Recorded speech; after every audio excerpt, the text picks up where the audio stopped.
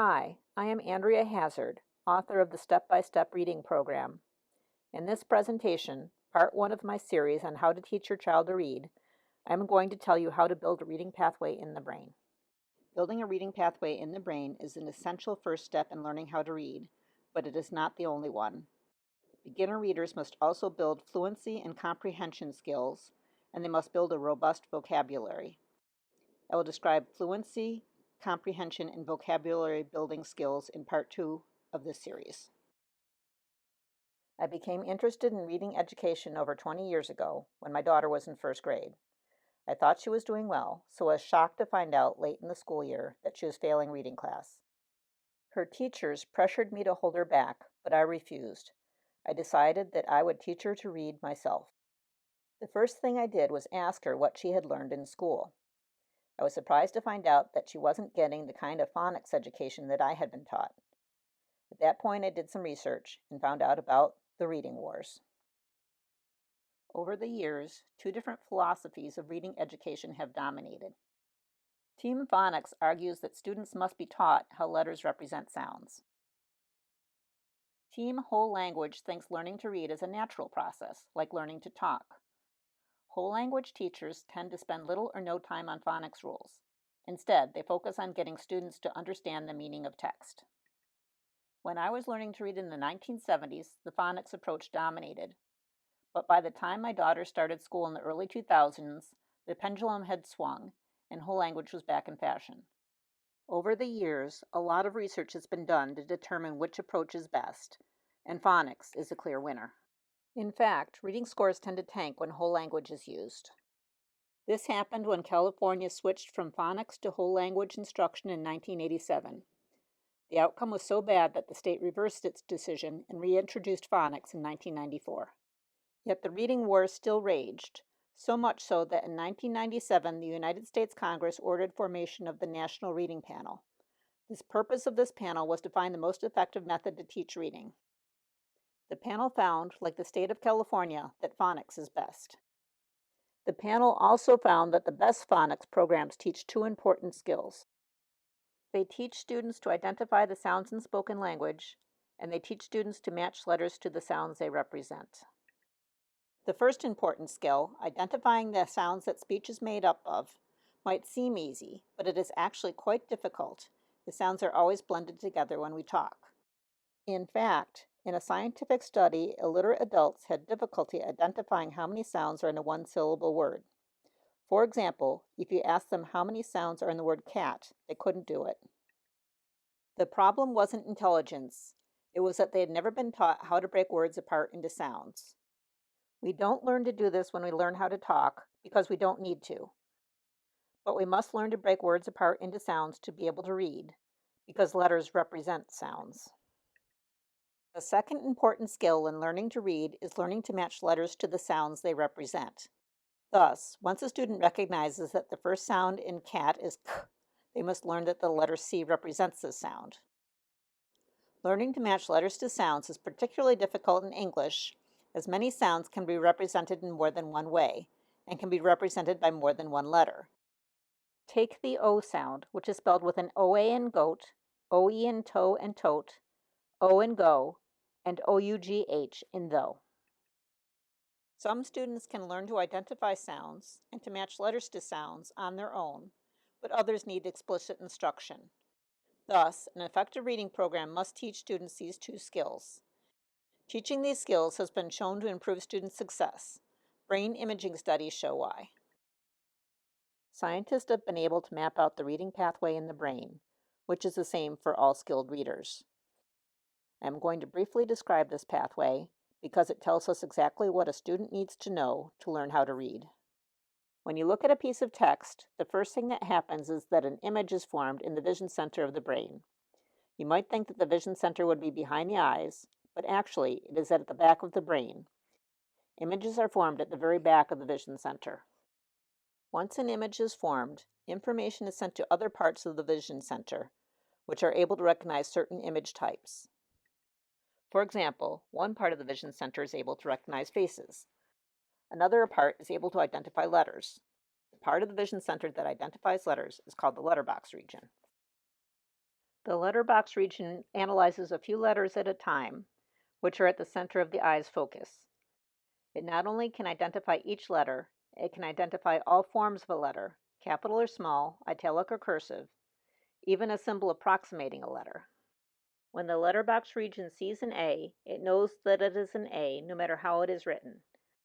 The letterbox region is so good at identifying all forms of a letter that you can read a mishmash of letter types with relative ease.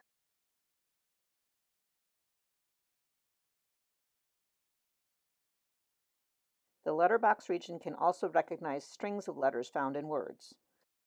For example, it can recognize the letter string pan, which is found in the words pan, pants, span, and pandemonium. It does not react as strongly to letter strings not found in words, such as XGQ. The letterbox region tells us everything we need to know about what letters look like, but it cannot tell us anything about sound and meaning. For sound and meaning to be deciphered, information must be sent to the language center of the brain. The letterbox region sends information to the language center by two different routes, the sound route and the word route. The sound route matches letters to the sounds they represent, allowing the reader to sound out a word. For example, when sounding out the word pan, the p, e, and n sounds are retrieved. The reader can then put these sounds together to form the word pan. The word route stores short, whole words that have already been memorized. You probably know the word pan and don't need to sound it out. You can just process it through the word route and retrieve the meaning very quickly. The word route can also process a longer word, such as underground, by breaking it into shorter parts. The word route is much faster than the sound route, but can only be used after a reader has used the sound route to map out all the sounds in a word. Once this happens, the word is committed to memory. Beginner readers who have not yet memorized any words must use the sound route. Because the sound route is used by beginners, it is sometimes called the beginner route, but this is a misnomer. The sound route is also used by skilled readers when they see a word they do not recognize. Take the word pancytopenia. Unless you are a medical professional who frequently uses this word, you will have to process it through the sound route, parsing out a few sounds at a time as you go. Once words are identified using either the sound route or the word route, written text is processed in much the same way as spoken language. The spoken language pathway is hardwired, allowing us to speak and understand language from a very young age.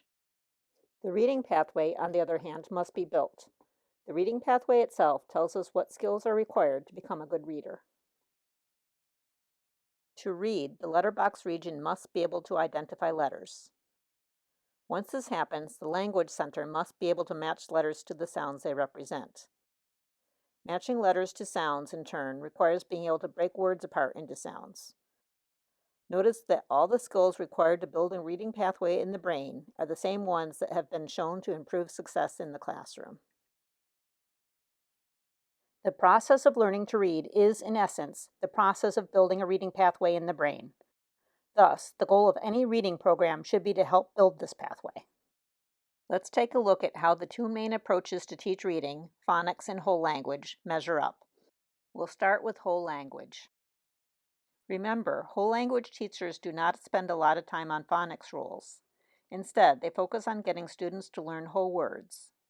In a way, one of the creators of whole language instruction, Marie Clay, was on the right track. Clay observed that skilled readers do not sound out words, but instead read whole words from memory.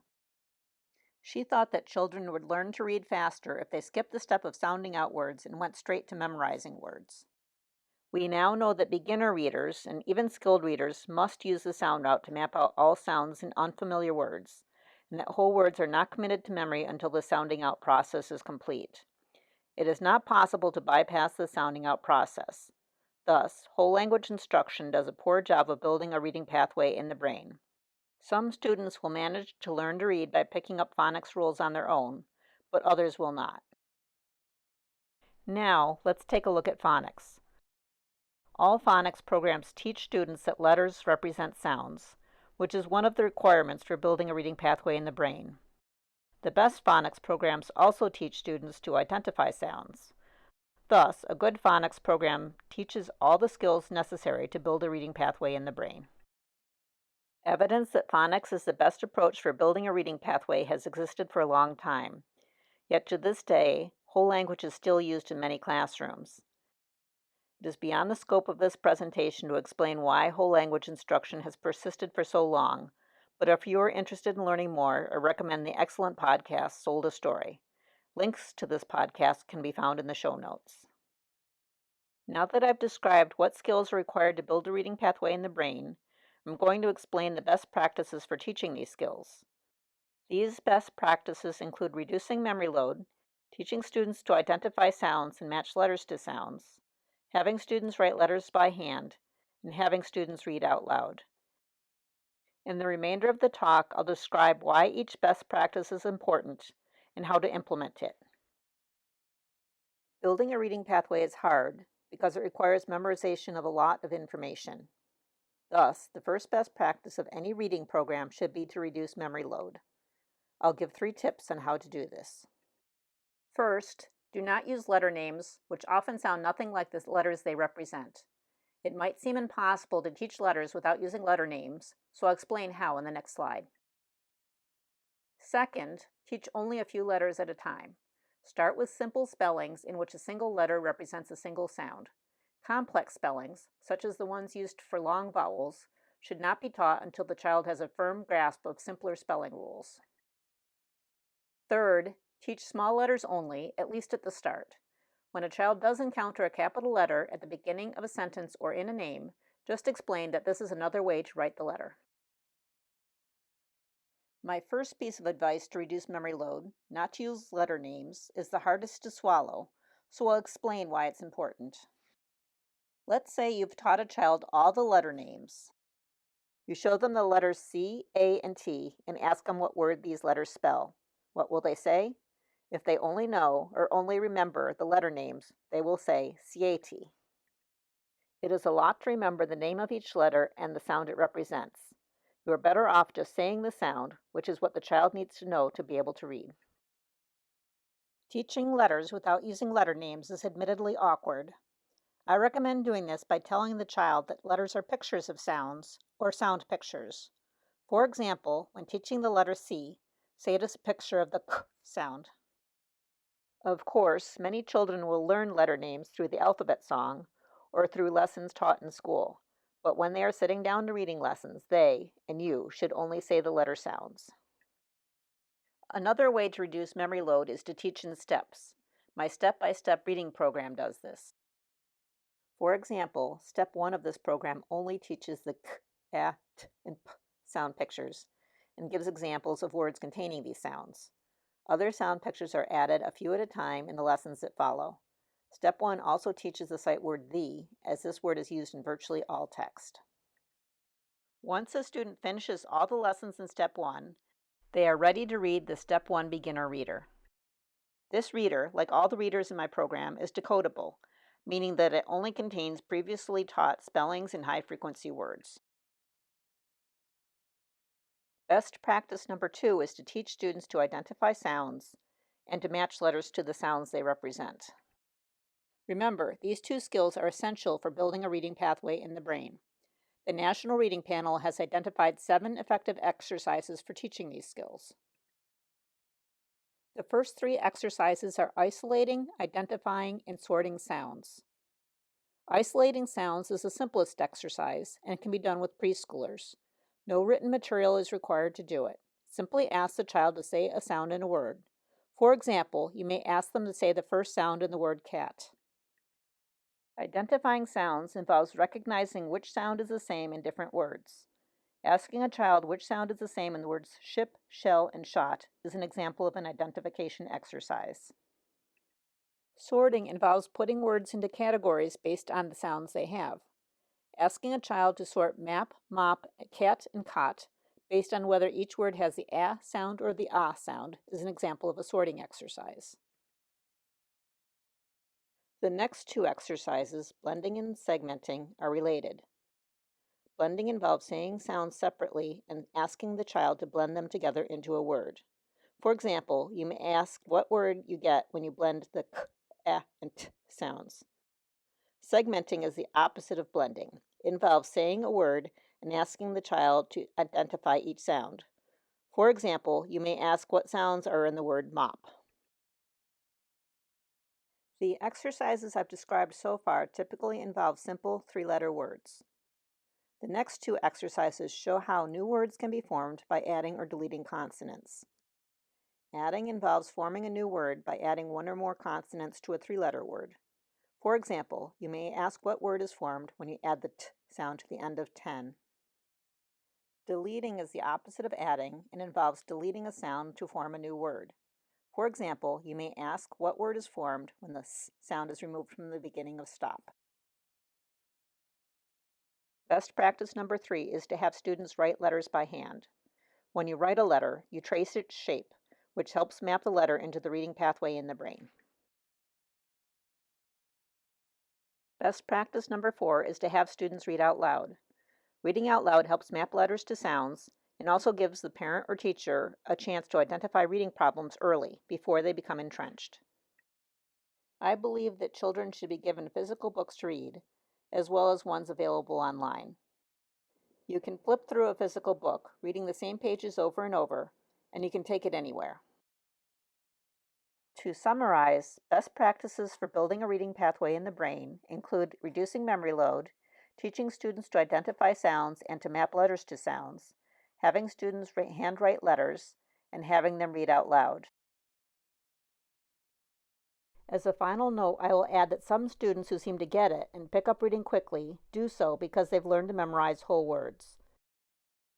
Initially, these students may surpass students who are learning to match letters to sounds, which is a slow, laborious process. But students who memorize whole words will run into problems when the number of words they encounter grows and when the words get longer and more complex. They can't memorize every word in the English language, so eventually they fall behind and, since they haven't cracked the code of our alphabetic writing system, they may never recover. I recommend teaching all students basic phonics skills, even the ones who seem to get it. This way, you know that they are learning to read the right way and are laying down a robust reading pathway.